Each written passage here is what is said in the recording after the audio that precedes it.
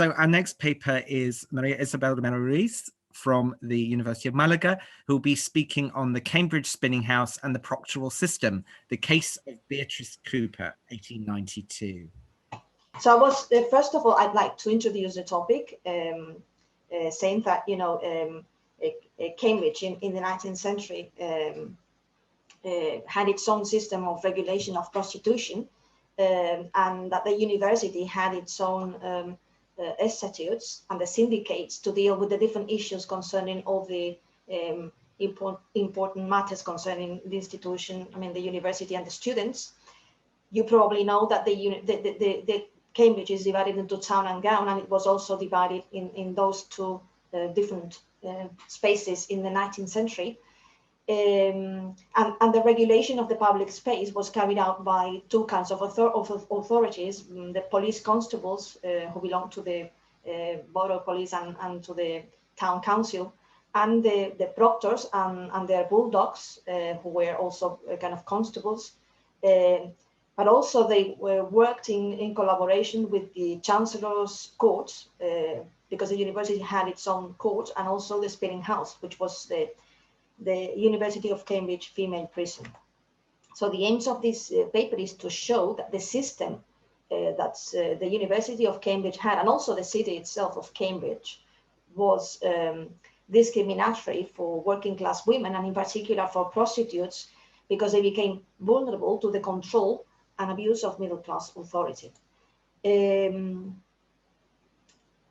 At the time, prostitution was not considered a kind of offense, but the public space was regulated by the Vagrancy Act of 1824, so that if a woman was found loitering around on the streets or behaving in a riotous manner or accosting students, you know, these women could be detained under the suspicion of being prostitutes.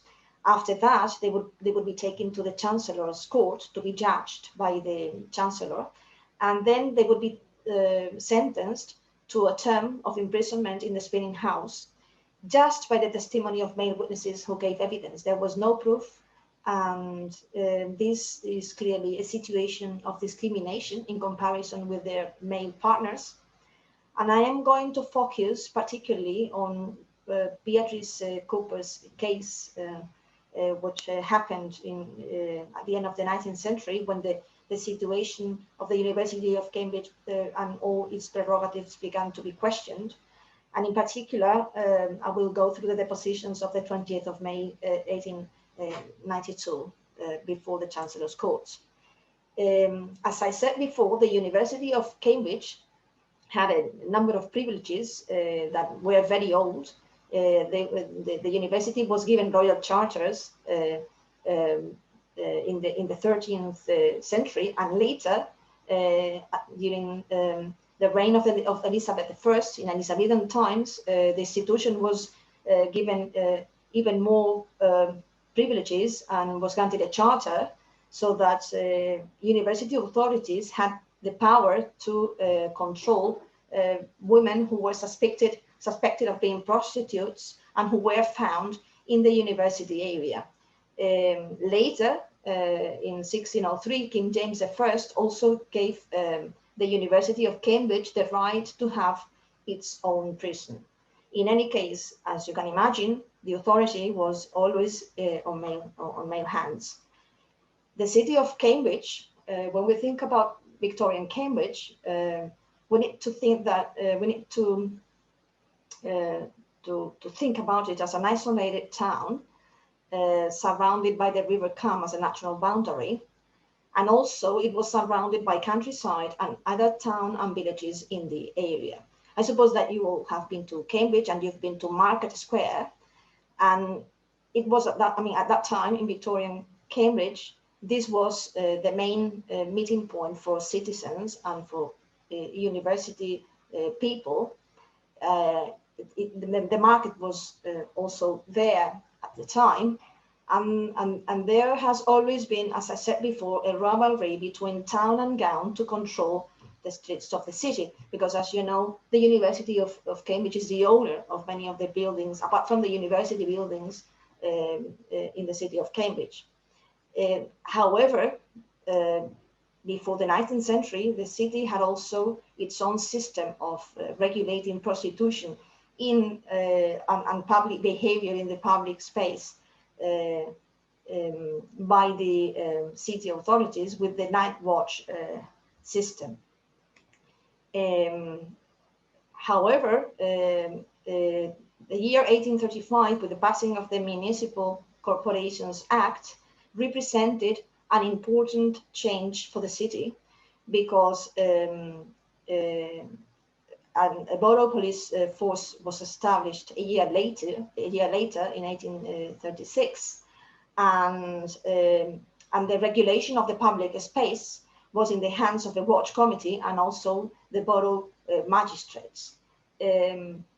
Obviously, the town police had the control of those areas of Cambridge that didn't belong to the university or that were far away from the university area, outside the university area. So their aim was to control that, to control disorder in the city of Cambridge outside the university. As I said before, prostitution was not defined as a criminal offense in the 1824 Vagrancy Act, but this act allowed the police and also the university authorities to detain women who behaved in an improper manner in the public space, like with behavior like being drunk, like accosting students, like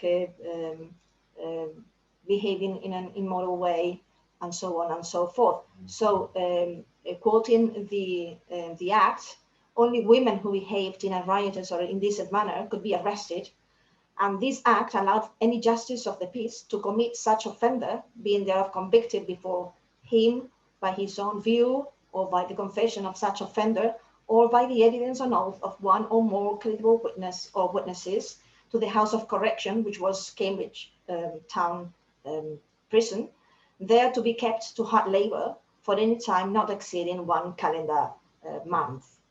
You know, these women who committed just petty crimes, like for example petty thefts, were committing to Cambridge prison when they were in the area belonging to the city, to do hard labor for a period of time no longer than 1 calendar month.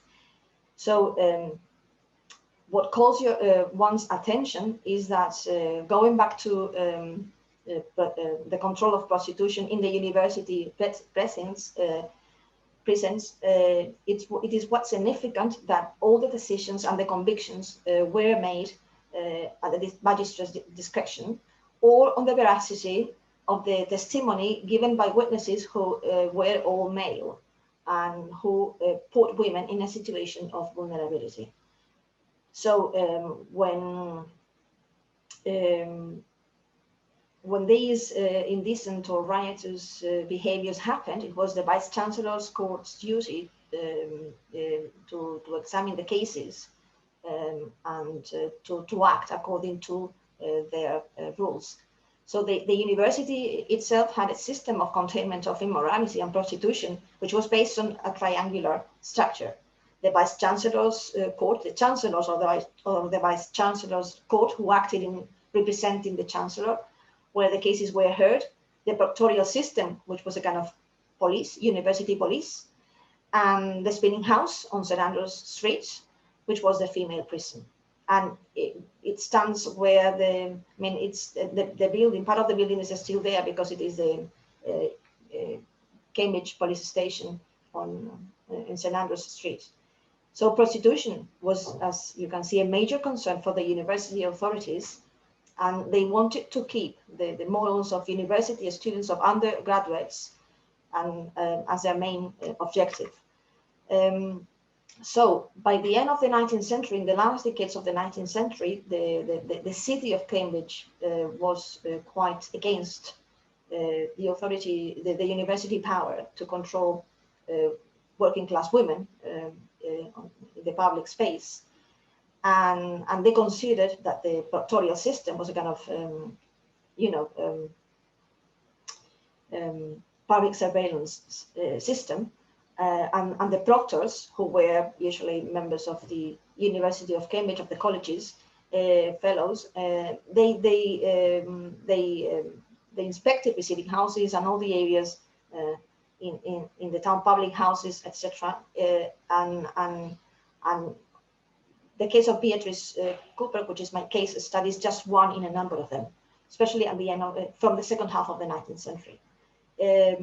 So the prerogatives of the university were questioned, and because of all these public uproar and debate and public debate about the university powers to control women, the number of women taken to the spinning house diminished.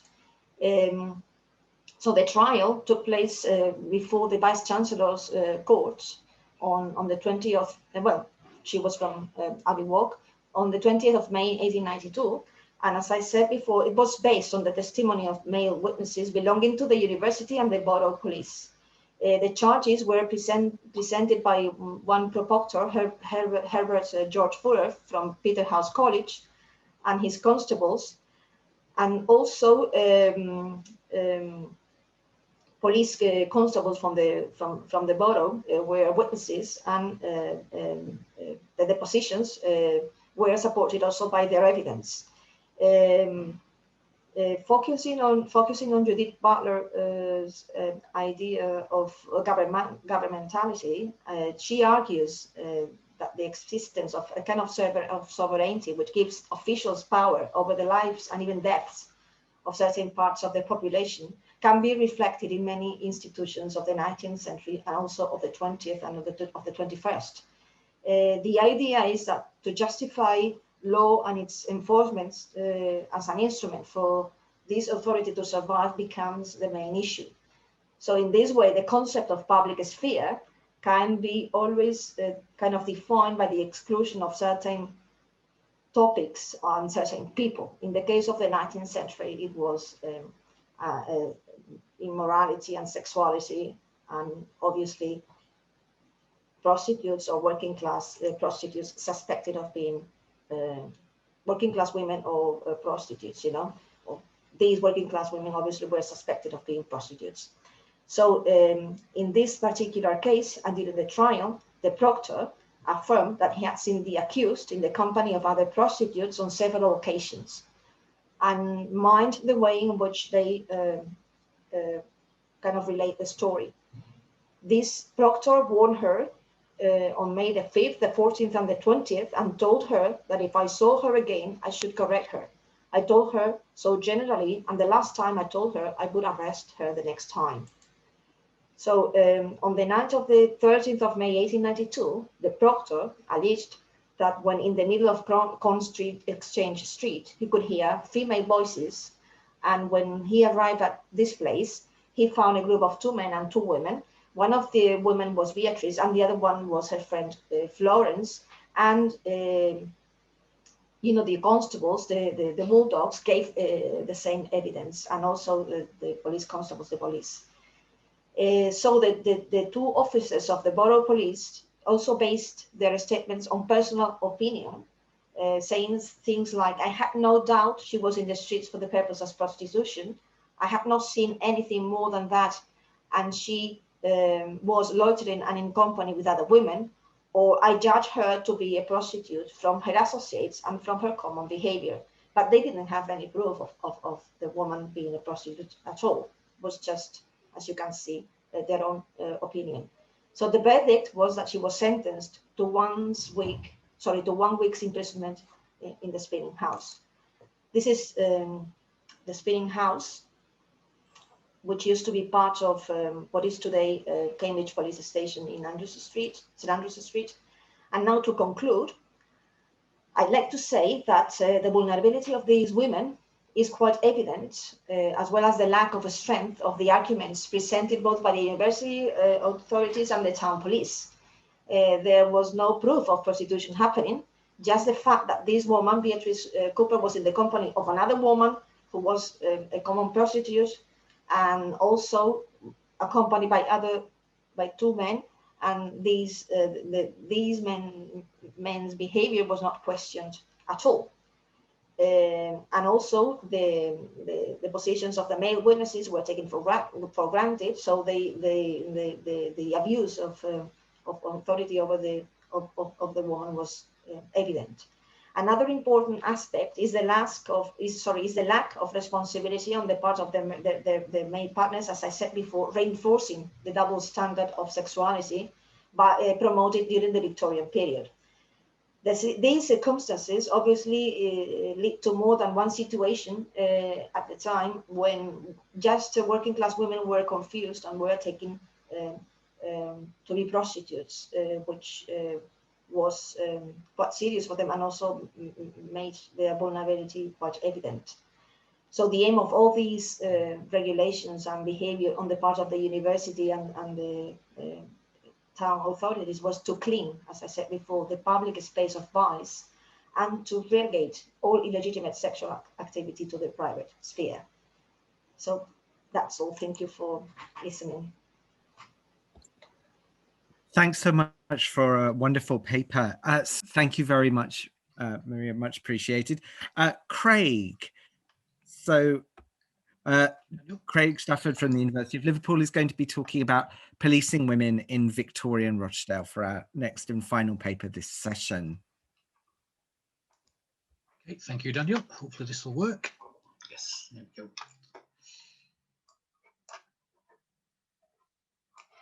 Okay, so good morning, everyone. Yes, today I'm talking about policing women in Rochdale, particularly in the 1870s, and I'm particularly looking at drunkenness. So this comes from my PhD thesis, and it forms part of a chapter that I'm currently writing for an edited collection, which looks at the interaction between women and the police. So just to give you a quick rundown of what I'll be talking about today, I'll give a very brief background to Rochdale, just in case you're not aware of where Rochdale is or anything about it. Talk about why I'm going to be talking about the 1870s and why particularly about drunkenness. I'm going to talk very briefly about the Chief Constable in Rochdale, Samuel Stevens. He's a key actor really here today.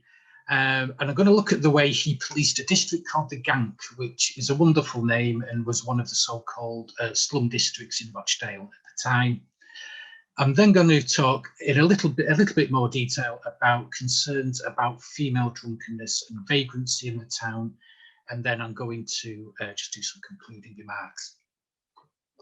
So my key primary sources for today come from the female admission registers for Strangeways Prison in the first half of the 1870s, and also I've used local newspapers to a great extent too, particularly the Rochdale Observer and the Rochdale Times.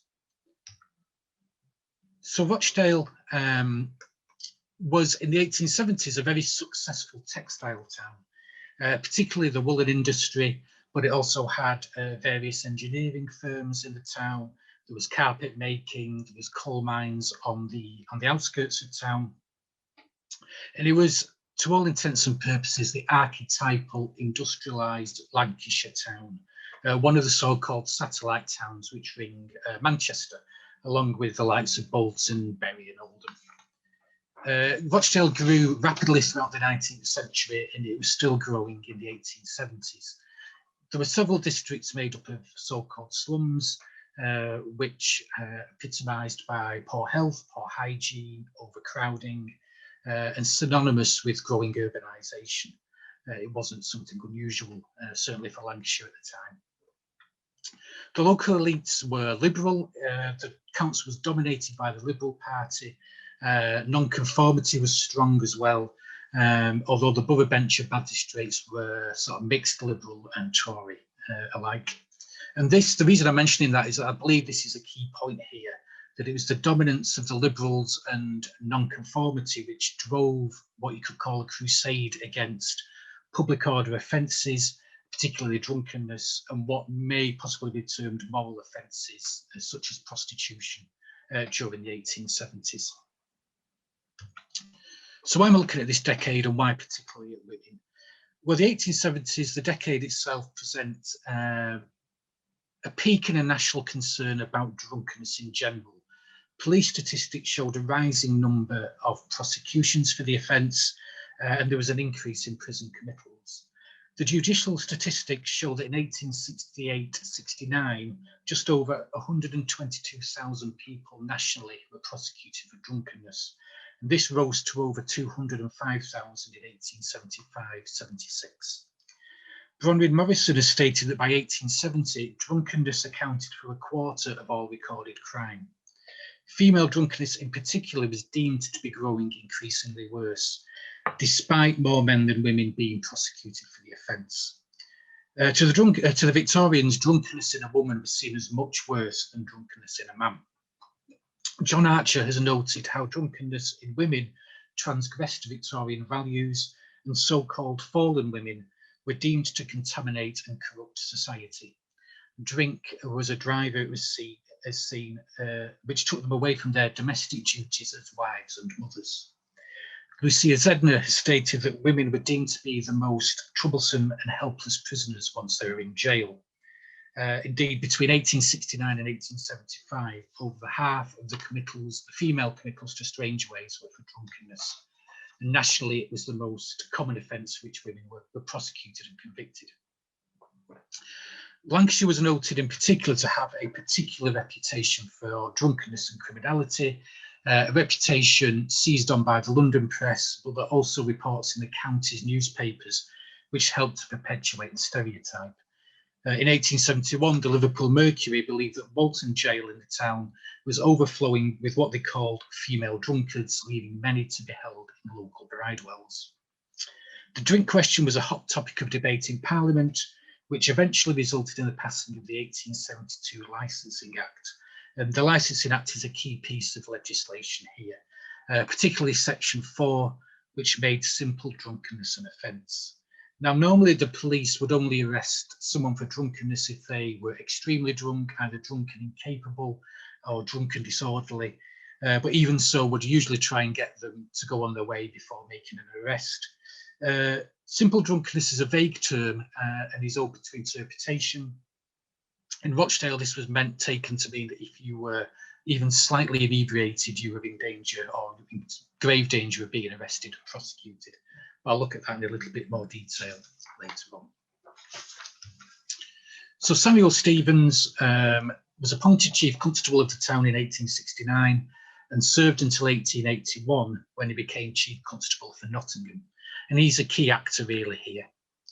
He had been a career policeman. He wasn't a military man like some of his contemporaries. He'd served on the Liverpool and Leeds forces before becoming Chief Constable of Chesterfield and then moving to Rochdale. And under Stevens, there was a consistent police offensive against public order or nuisance offences, particularly drunkenness, prostitution and vagrancy. Now, this offensive started almost as soon as he was appointed with his approach to the Gank. Now, this was a district located next to the new town hall, which opened in 1871. At the huge cost of £155,000, and I don't think this is a coincidence that this was the first district that he focused on. Pack Street on the left made up one of the streets in the Gank. The building you see there on the left with the clock is still there, and it's now a solicitor's. The church steps are still there, but the buildings have long since gone. The Gank was described as an area in which one newspaper commented, "The houses all look as if they have been drunk overnight and not sufficiently recovered to stand upright." The streets it encompassed included Church Lane, whose courts and alleyways had a particular reputation for criminality, especially drunkenness and petty theft by so-called prostitutes. It was, stated the Rochdale Observer, a hotbed of vice par excellence, where unwary men were preyed upon by fallen women, who rob or they entrap and are thus doubly dangerous. Now, under new powers given to them by the 1869 Wine and Beer House Act, Rochdale's magistrates, with the help of the police, refused licenses to 8 licensed premises in the Gank, those that were deemed to be used by thieves and prostitutes. Additionally, the police began to supervise common lodging houses, and those judged to be used by professional thieves and prostitutes were closed. By the end of the year, Stevens reported to the Home Secretary that only 54 houses of bad character remained in Rochdale, mainly in the Gank, which was a reduction from 159 in 1868. And the remaining houses were reported to have been closed by September 1872. This led Stevens to declare that Church Lane has undergone a remarkable change. Drunkenness and every species of debauchery for which the lane for many years had been notorious disappeared. So basically, Rochdale's authorities had wasted little time in using legislation to close down what they deemed to be criminal establishments. So these tactics meant that women in the area came within regular contact with the police. The resultant publicity was used to justify police action and to reinforce the reputation of the Gank. So just to give you a couple of examples, in January 1870, Sarah Ann Metcalfe and Anne Eastwood, who were described as sirens, were imprisoned for 6 months and 4 months respectively for their part in a robbery of 28 shillings from an insurance agent in Church Lane. Later that year, Sarah Ellen Butterworth and Mary Ellen Brearley, noted as prostitutes, were arrested for stealing £21 from Samuel Fielden in a house in Church Lane and sentenced to 12 months hard labour. All 4 women were repeat offenders and were well known to the police. By 1875, Brearley had been imprisoned 13 times for a range of offences, including drunkenness and prostitution. Their records and reputations would certainly have counted against them, especially when they've been arrested in an area which had become the focus of so much police attention. So Stevens followed up this so-called cleansing of the Gank with a more wide-ranging attack on drunkenness. As I said, the 1872 Licensing Act made simple drunkenness an offence, and Stevens utilised this new power to the full. The number of people prosecuted for drunkenness rose sharply in the first year of the Act's operation, from 649 in 1871-72 to 1,178 in 72-73. The Chief Constable was bullish about this. He stated that in many towns, the police take very little notice of drunken persons and never arrest or proceed by summons unless it is a bad case of drunken disorderly or drunken incapable. We make no such nice distinctions. All persons reported for drunkenness, although not in a helpless condition, are proceeded against. So this meant that the number of women imprisoned for drunkenness from Rochdale basically went through the roof. So in 1871-72, only 6 women were imprisoned for being drunk. Many more were imprisoned for being drunk and disorderly, but that was just for being drunk. So 6 in 1871-72. This rose to 83 in 1874-75. So the police activity had a huge impact on committals for drunkenness, female drunkenness. The authorities were also keen to suppress vagrancy and were keen to prosecute women who they deemed to be disorderly prostitutes. And this kind of links in a little bit with the previous paper. Women were put on a scale of offending on the 1824 Vagrancy Act. These were women that the authorities, they kind of tapped into this Victorian notion of female criminality, which believed that once women turned to crime, they were irredeemable. And these extreme sanctions under the 1824 Vagrancy Act were held over the heads of many women. So just to give you a couple of examples, in 1874, March 1874, Margaret Montague was convicted of being disorderly and imprisoned for a month. Stevens stated in court that she was such a bad character that they hardly knew what to do with her. A year earlier, she'd been convicted 7 times and regularly committed to jail.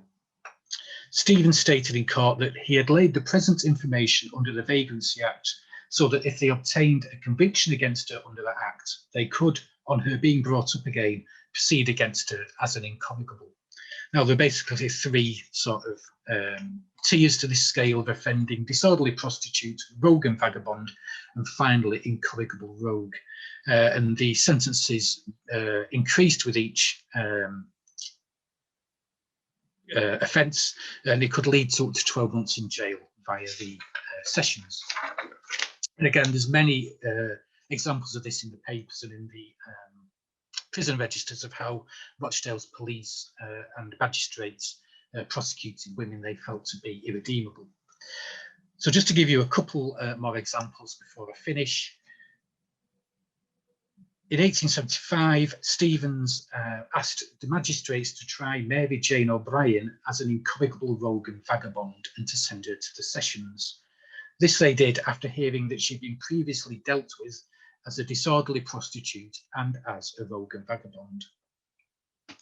Anne Jordan received a sentence of 21 shillings or 1 month in jail after being described by the chief constable as another great nuisance and habitual drunkard. And finally, Ellen Gannon was given the same sentence for being drunk and creating a disturbance after being another of the batch of nuisances that Mr. Stevens wanted to get rid of.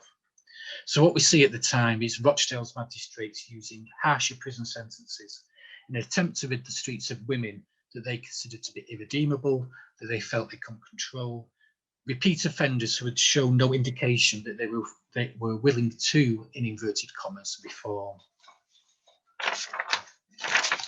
And vagrancy itself, amongst men as well as women, was treated as a very serious offence in Rochdale. So just a few concluding remarks. I do believe that liberalism and nonconformity were key drivers in police action against female offenders, particularly those who committed public order offences.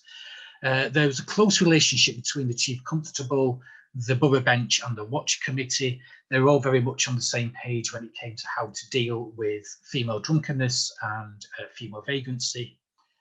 And I think this really taps into this sense of supreme self-confidence and optimism that really comes through the newspapers, particularly newspaper editorials, regarding Rochdale and its place in the world.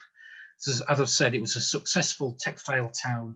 The local elites were supremely proud of their town and basically the money it was making, and really wanted to drive down moral and public order offences in order to, as they saw it, maintain Rochdale's reputation as a very kind of morally secure and law-abiding place.